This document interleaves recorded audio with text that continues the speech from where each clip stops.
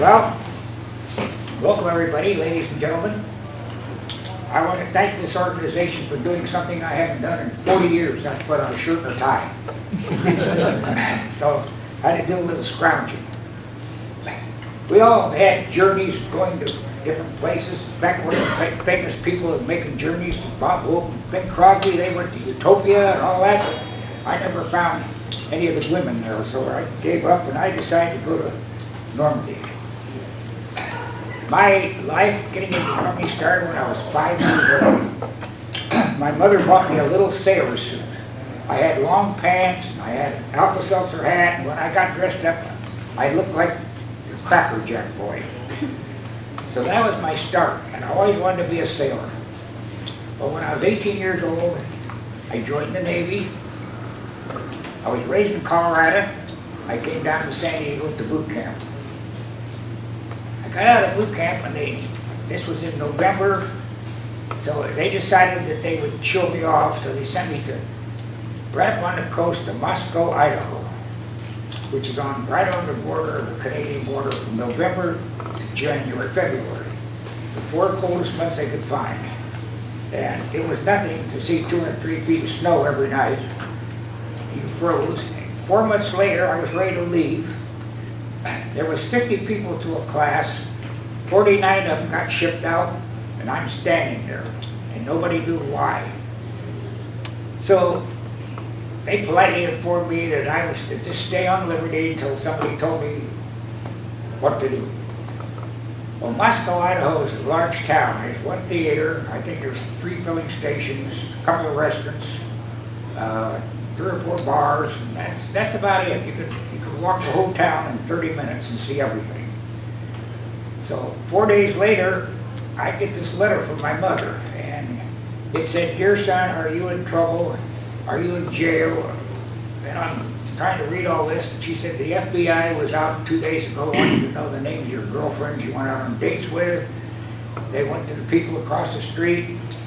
The next day, a captain came down from Denver, from the Naval Intelligence, and he wanted the same thing. He needed to know who I went out on dates with. He went to my high school.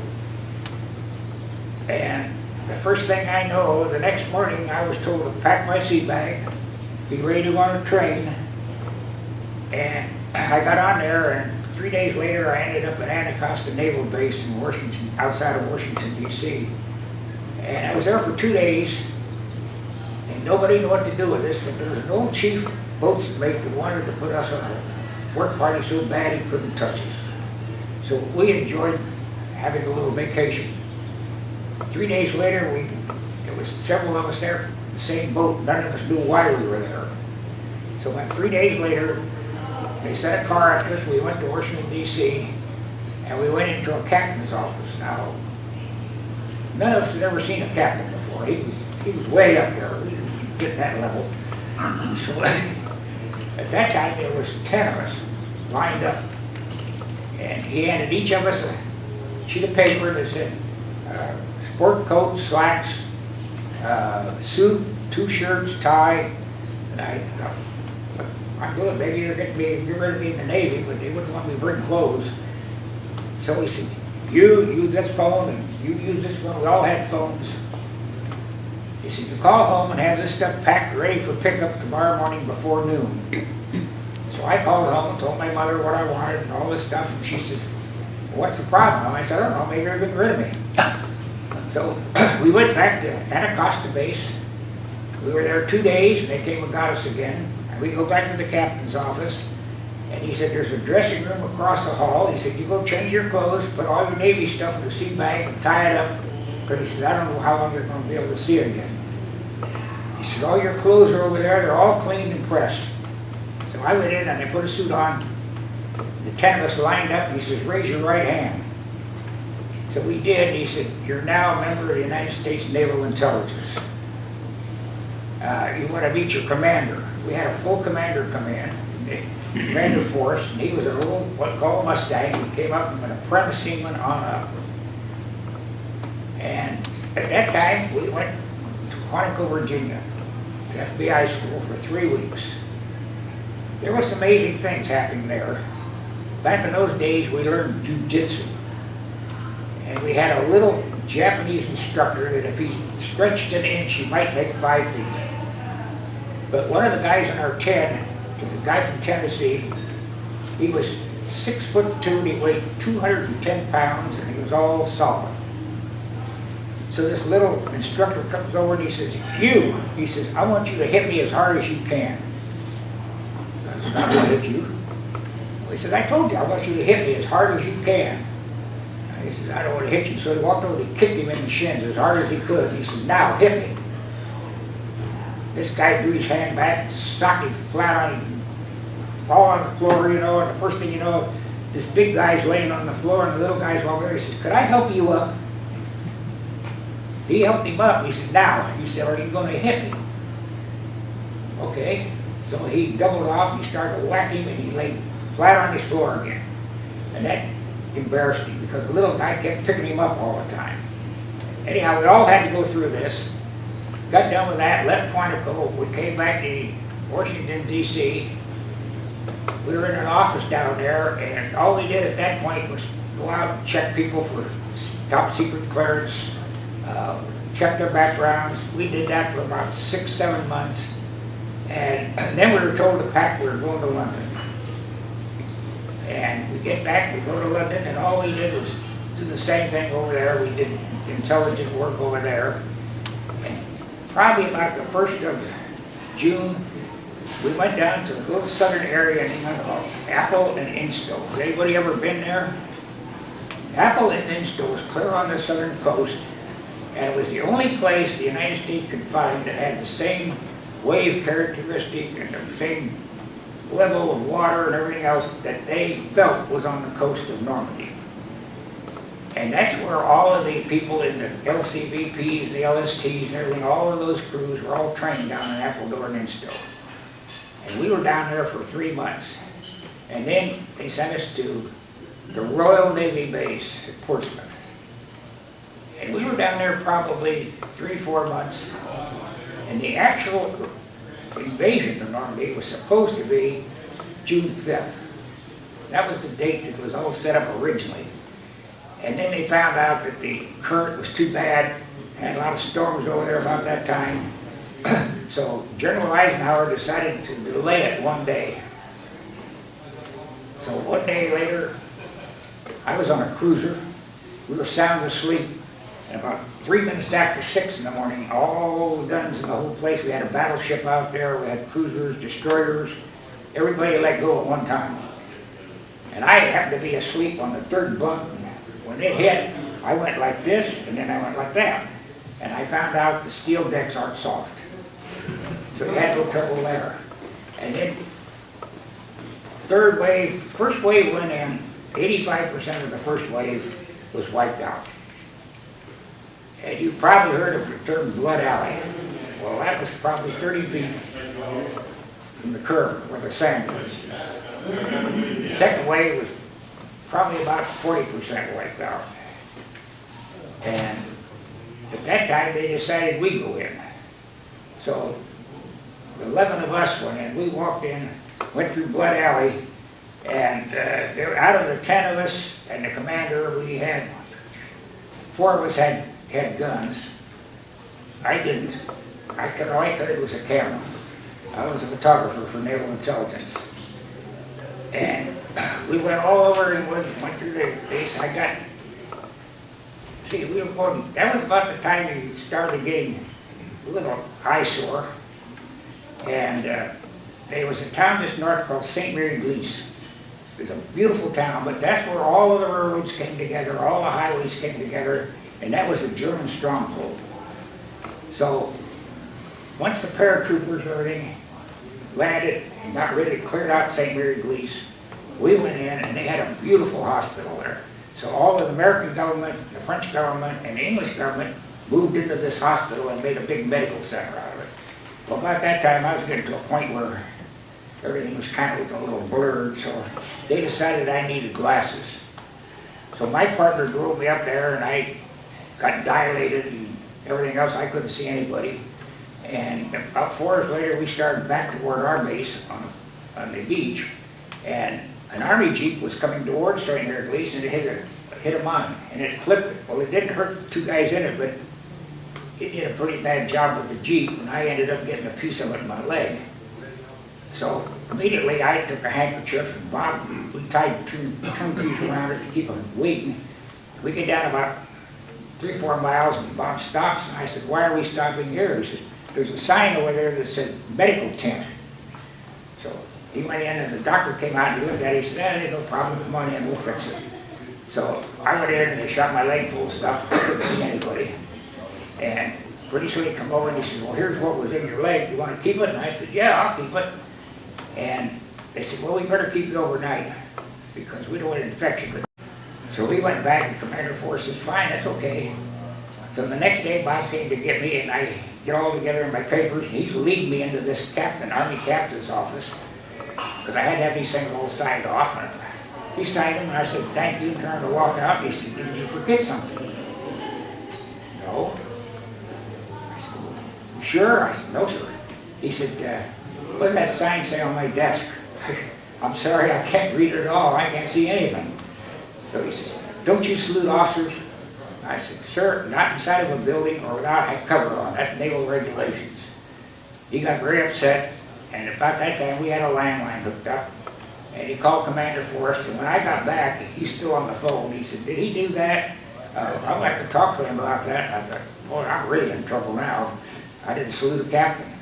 And he said, by the way, he said, what did you say you were? He said, well, I'm a captain in the U.S. Army. Well, he said, I'm a full commander in the Navy, and if I'm not mistaken, he said, that's equal to a lieutenant colonel. So he said, have a nice day, and he hung the phone up.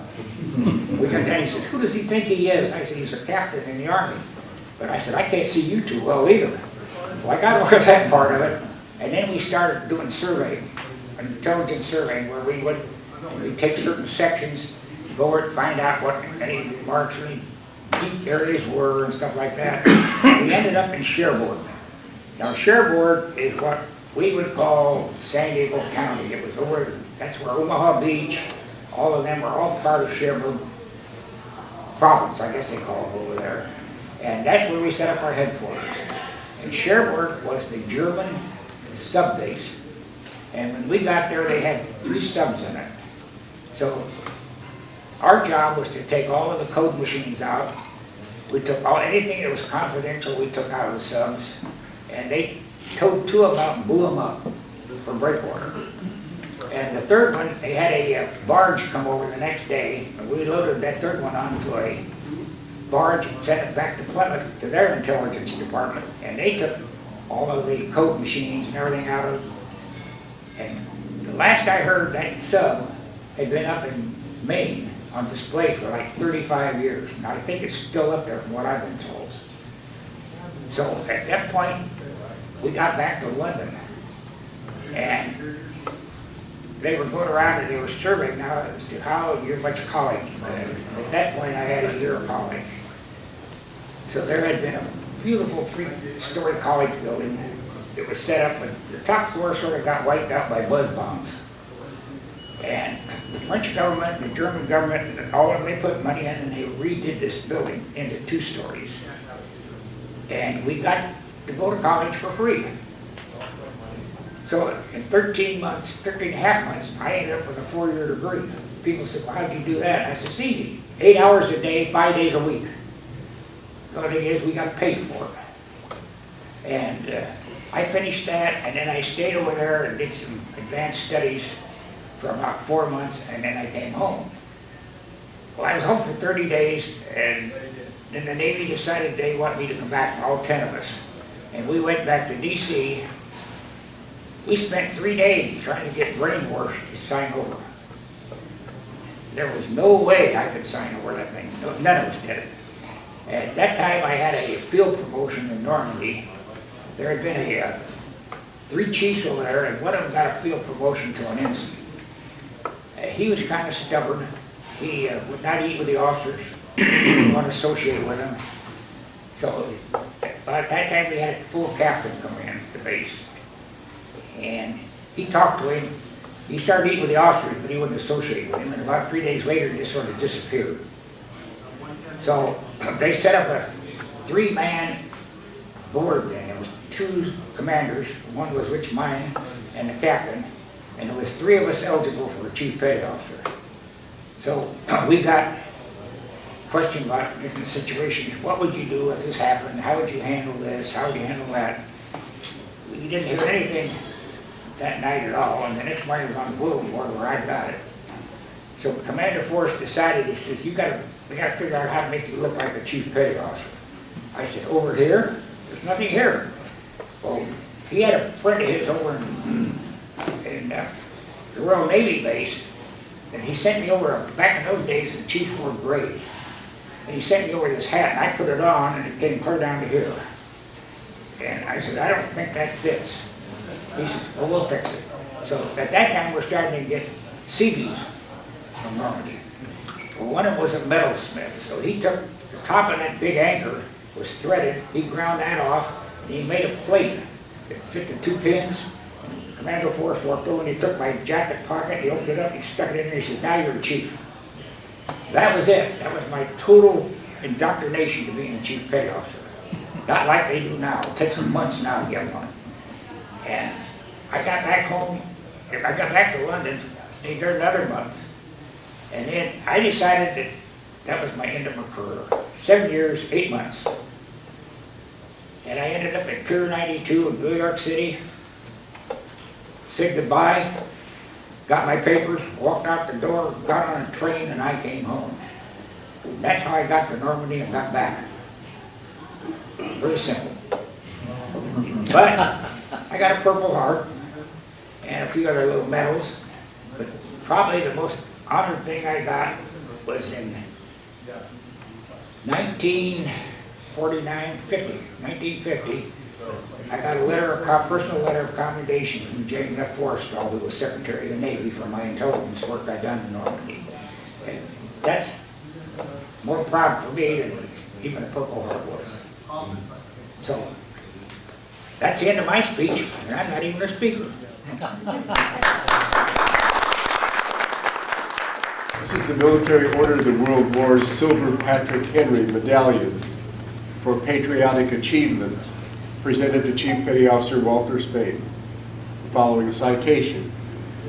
The MOWW General J.P. Holland Chapter is proud to present you the Silver Patrick Henry Medallion for your unwavering bravery and superior performance as a naval intelligence photographer on Omaha Beach during the invasion of Normandy, June 6, 1944. The companions and friends of the General J.P. Holland Chapter wish you the very best in life, and may God bless you. Signed, Nicholas Hermke, Chapter Commander. Dated April 11, 2015. Thank you very much. I appreciate it.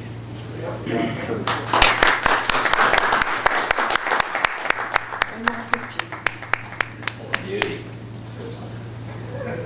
Beautiful. All right. Thank you very much. Get a picture of this, darling. What I haven't told you Oh, yeah. is that I went to the 70th anniversary of Normandy this last June.